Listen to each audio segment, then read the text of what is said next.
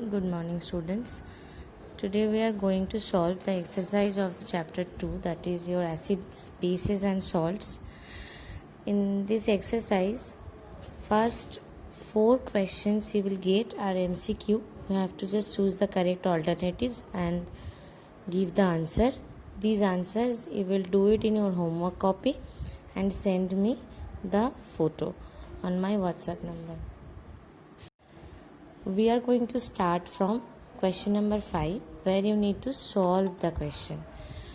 Question number 5 में basically ये जो क्वेश्चन है, यहाँ पर जो भी क्वेश्चंस हैं, these are related to your first chapter में जहाँ पर इक्वेशन बैलेंसिंग था, it is related to that only. First we read the question, write word equations and then balanced equations for the following reaction taking place. Which is the first one? Dilute sulfuric acid reacts with zinc granules. इसका मतलब है इसमें हमें पहले word equation लिखना है. word equation में लिखने के बाद उसके हमें उसका balanced equation भी लिखना है. तो I am writing the answer starting from the word equation. Word equation में देखो डाइल्यूट सल्फ्यूरिक एसिड रिएक्ट कर रहा है जिंक ग्रैन्यूल्स के साथ. तो ऑब्वियसली मैं यहाँ पर लिखूंगी सल्फ्यूरिक एसिड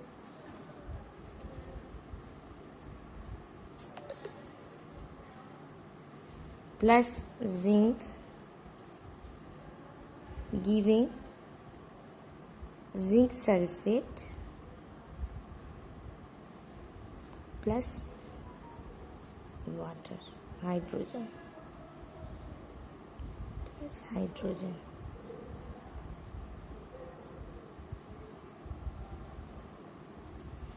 देखो एक बहुत इम्पॉर्टेंट चीज़ है कि सल्फ्यूरिक एसिड डाइल्यूट है. In the word equation we are not suppose to mention that.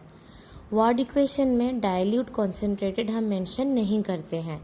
Similarly zinc का ग्रैन्यूल्स है, तो ग्रैन्यूल्स भी हमें यहाँ लिखने का कोई ज़रूरत नहीं है. तो ये रहा हमारा वर्ड इक्वेशन. इसका बैलेंस्ड इक्वेशन जब हम लिखेंगे, we will write the formula as you all know. Sulphuric acid H2SO4 plus zinc means Zn, giving rise to zinc sulfate which is ZnSO4 plus H2. In this case, hydrogen as a gas, so we are giving the representation of gas, that is upward arrow. To mention that hydrogen will evolve, hydrogen reaction container से evolve होके बाहर आने वाला है, उसको हम दिखाने के लिए इसको दिए. अब देखो ये ऑलरेडी बैलेंस्ड है. Hydrogen one atom actually 2 molecules. There are 2 atoms of hydrogen, 1 molecule of H2SO4 में. यहाँ पर भी 2 है. जिंक इज 1, यहाँ पर भी 1 है, और sulphate as a whole is 1 here and here also it is 1. So I can easily write here it is balanced equation. This is the first question. Next आते हैं क्वेश्चन नंबर 2 में. Dilute hydrochloric acid reacts with magnesium ribbon. Exactly same type का होगा. Dilute hydrochloric acid तो हम लिखेंगे hydrochloric acid plus magnesium giving rise to magnesium. देखो जैसे हम पढ़े हैं इस चैप्टर में, वो क्या था कि जो भी एसिड होगा उसके साथ एक्टिव मेटल का रिएक्शन होने से हाइड्रोजन प्रिपेयर होता है. तो obviously one of the product will be hydrogen. And how will I know the second product और एक प्रोडक्ट मैग्नीशियम क्या होगा. मैग्नीशियम के साथ मैं बताई थी क्लास जब ले रही थी तब उसमें कि हाइड्रोक्लोरिक एसिड का अगर हाइड्रोक्लोरिक एसिड मतलब HCl है तो इसका क्लोराइड सॉल्ट बनेगा. So I will write magnesium chloride plus hydrogen. Okay, so if I write the balanced equation, that is formula equation, I can easily write HCl plus Mg which will give rise to MgCl2 and H2. H2 again as a gas will go out of the container. देखो magnesium chloride product बन रहा है. ये हमें कैसे पता चलेगा, मैं फिर से रिपीट कर रही हूँ. HCl में जो भी एसिड हो रहा है उसका नेगेटिव पार्ट जो होता है वही बनता है उस एक्टिव मेटल का सॉल्ट। ओके, ऊपर का इक्वेशन में देखो H2SO4 नेगेटिव पार्ट में सल्फेट था तो इसका सल्फेट सॉल्ट बना था, right. Now this equation is not balance, so I need to balance it. How will I balance? Very easy, 2 in chlorine is also 2 and hydrogen is also 2, so if I place 2 HCl 2 in front of HCl it will be balanced.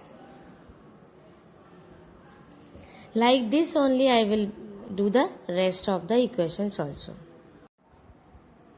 Okay, so next third question, यहाँ पर देखो dilute sulphuric acid reacts with aluminium powder, तो obviously sulphuric acid plus aluminium will give rise to aluminium sulphate and hydrogen. फिर से वही बात है कि सल्फ्यूरिक एसिड में सल्फेट है इसीलिए एल्यूमिनियम सल्फेट तैयार होगा और hydrogen will be produce and it will go out of the container.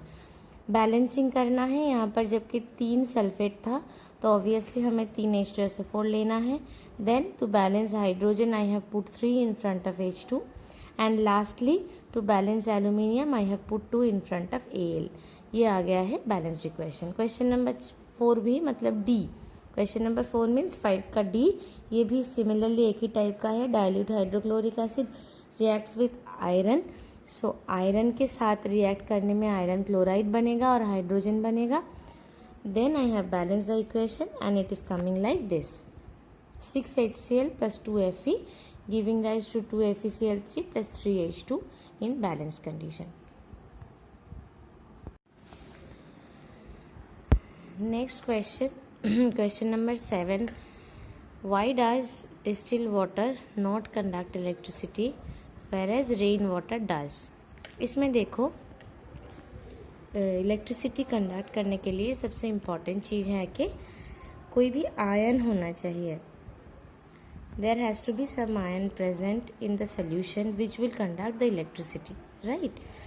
So in case of water, what happens if it gets ionized either by getting H plus from some acid or if it itself self ionization भी होता है water का H plus और OH minus, लेकिन ये कब होता है जब कोई इम्प्योरिटी, मान लो कि सॉल्ट, बेस या कुछ इम्प्योरिटी प्रेजेंट हो तब।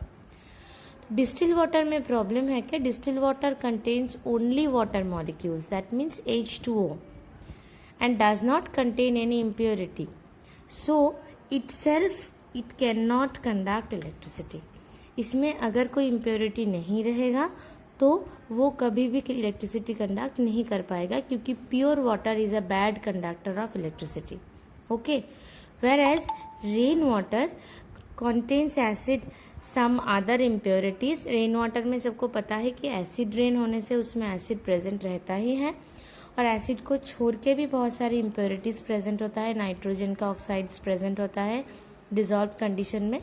तो वो सारे इम्प्योरिटीज क्या करते हैं कि वाटर को H प्लस OH माइनस में आइदर डिवाइड होने में, या अगर एसिड रेन है तो वाटर के साथ H प्लस मिलके H2O plus that is hydronium ion बनाने में मदद करता है। तो अगर ये हाइड्रोनियम आयन बना या H प्लस और OH माइनस हुआ तो रेन वाटर इलेक्ट्रिसिटी कंडक्ट कर पाएगा। नेक्स्ट क्वेश्चन देखो, question number 9, 5 solutions A, B, C, D and E when tested with universal indicator showed pH as 4, 1, 11, 7 and 9 respectively. Which solution is neutral, which is strongly alkaline, which is strongly acidic, which is weakly acidic and which is weakly alkaline? ये question बहुत easy है, इसका answer एक बार check कर देख लो। You all can answer it on your own I guess. ये पीएच स्केल के बेसिस पर है। पीएच स्केल में होता क्या है मैं और एक बार याद दिलाती हूँ। PH scale starts from 0 to 14, जहाँ पर 0 to 7 तक है एसिडिक रेंज और 7 से लेके 14 तक है बेसिक रेंज या एल्कलाइन रेंज, राइट। तो 0 to 7 में जो भी होगा वो एसिडिक होगा, 7 में अगर कोई है तो वो हो जाएगा न्यूट्रल और 7 के बाद से 14 तक है तो वो एल्कलाइन होगा। तो न्यूट्रल कौन सा है? The solution showing pH 7, that is the neutral solution. Strongly alkaline कौन है? अब देखो अल्कलाइन 7 के बाद से मतलब 7.1 से लेके 14 तक अल्कलाइन है, लेकिन इसमें देखो दो है, एक है कि 11 जिसका pH 11 है, जिसका pH 9 है। अब जिसका pH 11 स्ट्रांगली अल्कलाइन में हम लिख दिए हैं कि सोल्यूशन शोइंग pH 11, क्योंकि ये जब तक 11 की तरफ जितना भी ऊपर में जा रहा है उसका अल्कलिनिटी या बेसिसिटी ज़्यादा हो रहा है। तो वीकली अल्कलाइन कौन होगा? ऑब्वियसली सोल्यूशन शोइंग pH 9, क्योंकि वो थोड़ा सा 7 के पास में है, मतलब वो उसका अल्कलिनिटी या बेसिसिटी कम है। एग्जैक्टली सेम सिचुएशन देखो स्ट्रांगली एसिडिक कौन है? जिसका pH रेंज सबसे कम है, वो है कि 1। pH 1 is a strongly acidic solution and pH 4 is the weakly acidic solution. So you all can do it on the basis of pH scale. Next, the last question of today's class, we will discuss question number 8. Why do acids not show acidic behavior in the absence of water? ये भी easy है। question number 7 हम जैसे discuss किए उसी के हिसाब से है। Acid in absence of water will not be able to form H2O plus ion या H plus ion। तो जब आयनाइज नहीं हो पाएगा एसिड या H2O प्लस आयन नहीं फॉर्म कर पाएगा, हम सबको पता है कि एसिडिक प्रॉपर्टी में H प्लस आयन या H2O प्लस आयन फॉर्म करना बहुत ही इम्पॉर्टेंट है। That is the only acidic property which can define an acid. So if it won't be able to form H2O plus or H plus, its acidic property will not be shown, so it will not be considered as acid, right?